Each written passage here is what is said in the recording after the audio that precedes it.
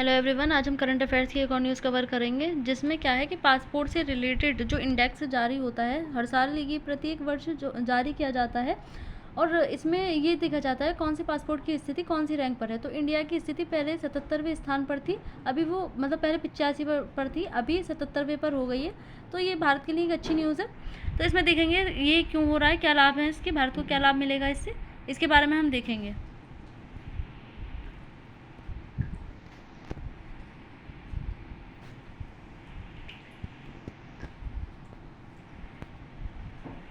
तो देखते हैं खबर क्या है।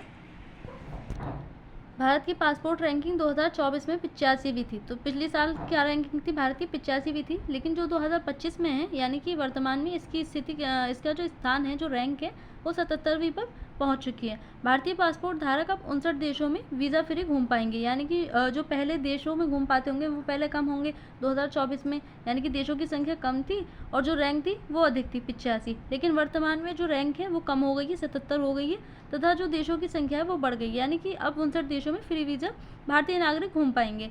खाड़ी देश जैसे यूएसए, यूएई, सऊदी अरब, कतर, कुवैत, ओमान अब दुनिया के सबसे ताकतवर पासपोर्ट सूची में ऊंचे स्थान पर हैं। जो गल्फ कंट्रीज़ हैं वो सबसे अधिक ऊंचे स्थान पर हैं पासपोर्ट सूची में। हेनले पासपोर्ट इंडेक्स है क्या, क्यों ये चर्चाओं में है? हेनले पासपोर्ट इंडेक्स एक वैश्विक रैंकिंग है जो देशों के पासपोर्ट की ताकत को मापता है, यानी कि कौन से देश का पासपोर्ट जो है वो कितनी ताकत रख रहा है, यानी कितने देशों में वो जा सकता है। यह इस आधार पर तय होती है कि उस पासपोर्ट से कितने देशों में visa free, visa on arrival या वीज़ा की आवश्यकता नहीं होती, यानी कि बिना वीज़ा के भी कितने जो वहाँ के नागरिक हैं उस देश के, उस अपने पासपोर्ट से बिना वीज़ा के कितने देशों में घूम सकते हैं। तो हेनले पासपोर्ट इंडेक्स ये मतलब रैंकिंग के आधार पर निकालता है। Data IATA international air transport association से लिया जाता है, जिसमें भारत की स्थिति सुधरी है और ये काफ़ी अच्छी बात है भारत के लिए।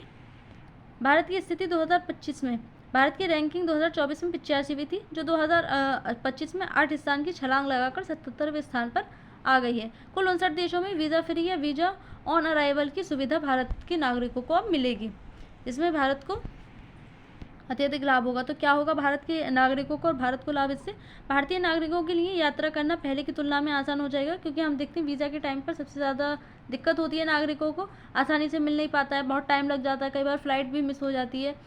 विदेशों में व्यापार, पर्यटन और शिक्षा के अवसर बढ़ेंगे। पासपोर्ट की वैश्विक साख में सुधार हुआ है। तो अधिकतर जो नागरिक हैं वो जो देशों में नहीं जा पा रहे होंगे, अब ऐसे में उन देशों में भी जा पाएंगे जहाँ तक हमारा पासपोर्ट।